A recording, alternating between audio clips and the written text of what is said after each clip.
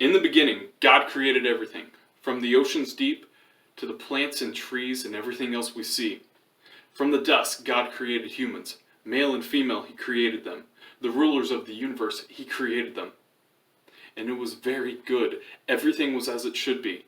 Yahweh dwelt with human beings, a perfect relationship on the unbroken road between God and humanity. Humanity. What is humanity?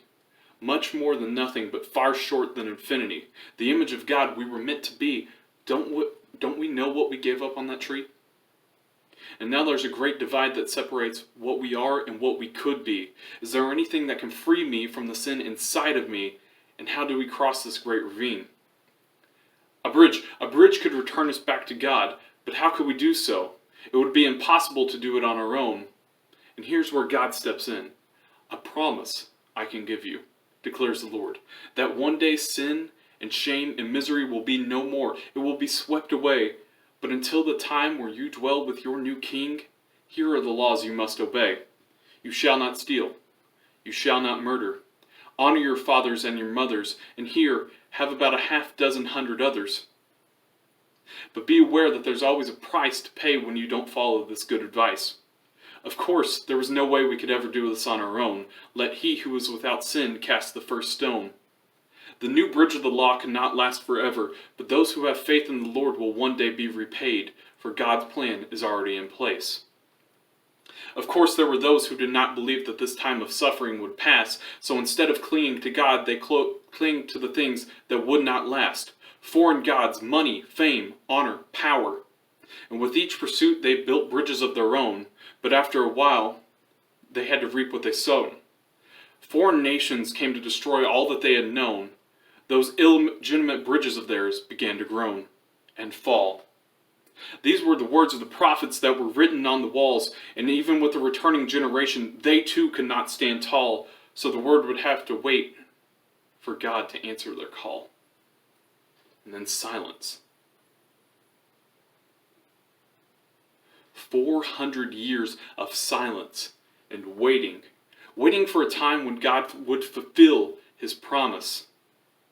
Until, what is that? A star in Bethlehem? Is that our promised king arising? The wise men searched and the shepherds sought for something to which they could cling. But although the herald angels did sing, there seemed nothing special about this so-called king.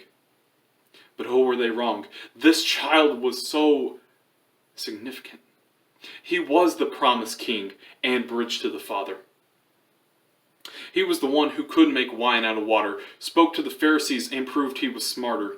He was fully God and fully man, the way, the truth, and the life. And the words he spoke did cut deeper than a knife, and because of that, some called for him to die. And that's exactly what he did. The perfect Son of God hung on a tree for you and for me, finally paying the price, humanity's sinful fee. 3 days in the belly of the grave, the world waited as their God was dead. Darkness rejoiced as though they had won, until the angels first proclaimed what should have always been said: He is risen forever and always, so that all who believe in Him may cross that bridge into our eternal promised land.